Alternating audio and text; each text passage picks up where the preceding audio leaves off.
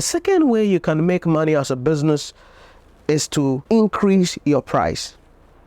Oh, somebody is saying, Nhyira, this day, this age, this economy, when you increase your price, the price of your product, you're going to lose your customers. Yes. You see, increasing the price of a product depends on research, data, and a couple of other factors. Number one, you need to know about the elasticity of demand of your product. In other words, elasticity of demand of your product is going to be the rate of change in the quantity demanded of your product when you change your price. So let me give you a simple example. Let's say you sell bread and it is 10 cedis and you are now selling 1,000 loaves of bread every month. Okay, 10 cedis, you are selling 1,000 loaves of bread every month. If you should increase your price to 12 cedis, how many loaves of bread can you still sell every month? That is called your elasticity of demand. So you need to understand your elasticity of demand. Now remember, anytime you increase the price of your product, you're going to lose some customers. But this is where branding comes in. This is where quality service comes in. This is where providing the top-notch service comes in. Because when you increase your price, there are some customers, because they are price sensitive, they're going to leave you. But the other customers who have become accustomed to you, who understand, who know the quality of your product, the quality of your service, the dedication you put into your product and your service, they will stay with you. So although you're going to lose some customers, the increase in the price will compensate for the loss in customers and also gives you an increase in your revenue at the overall. I hope you get that very well. So if you want to make more money, you can increase your price. But remember, when you increase your price, some people will go. The question is, the people who will remain, can you provide them top-notch services? And this is the thing that you must understand. All business owners are really afraid of increasing their price because they are like, hey, when I increase the price, people will not buy. No. There are sometimes, when you increase the price, that is where some other people will even want to come and buy from you. Because you see, there are some affluent clients who will start buying from you when you increase your price because they feel that the higher the value of the product, the better the quality is going to be. Because when you sell something at a higher price, it means you're going to be committed into the quality of the product or the quality of the service that you're going to be rendering. So that is the second way, increase the price of your product. Now, let me share a personal story about this with you.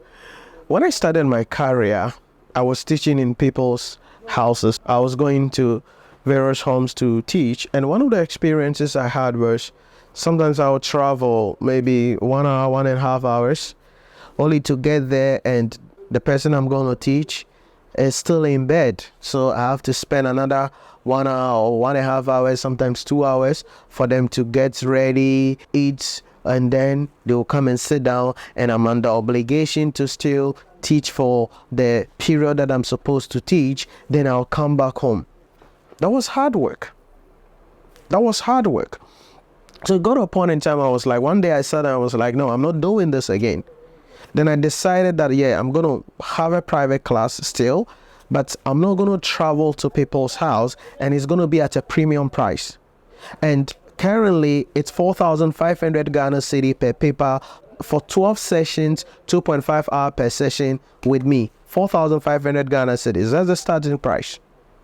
Now, when I did that the first time, I lost literally the people that I used to go to their home, because now I'm saying that I'm not going to come to your home again. Your child has to come to our office, or we need to have an online lecture or an online class.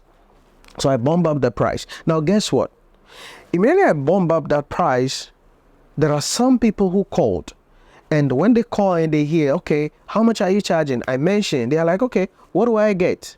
And I started getting into the affluent clients. So then I realized that I could do less work, but still make more money than the cheap fee that I was charging and traveling long distances.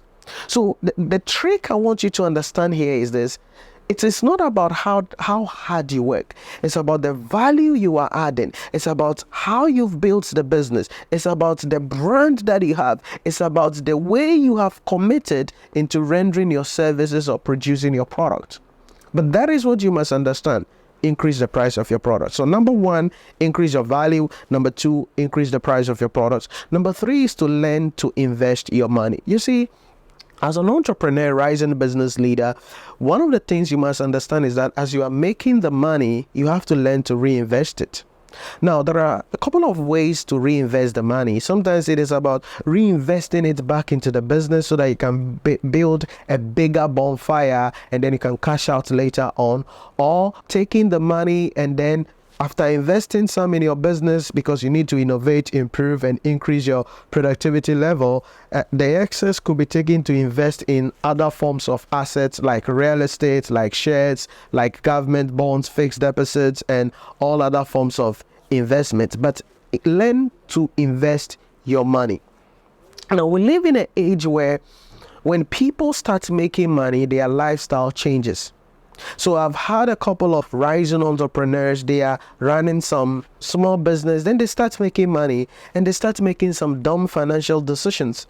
Instead of reinvesting the money back into the business, then you see them buying expensive cars, living in luxurious communities. Yeah, all of those things are important.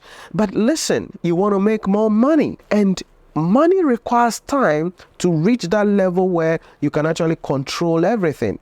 So learn to invest your money, because one of the ways that you can make more money without working more is passive income. And the only way you can get passive income is learning to invest your money. So as a business, you have to invest some of the money that you made, like back into the business and then into other investment opportunities. So if you're an entrepreneur, you are a business owner, you are into business, or maybe you are now getting yourself into business and you want to make more money, number one, be valuable in the marketplace. Let people understand why they are coming to you. Number two, make sure you are selling to a large number of people if that is the option that you're going for. Number three, you can increase your price. You're going to sell to a fewer people, but you're going to still make more money.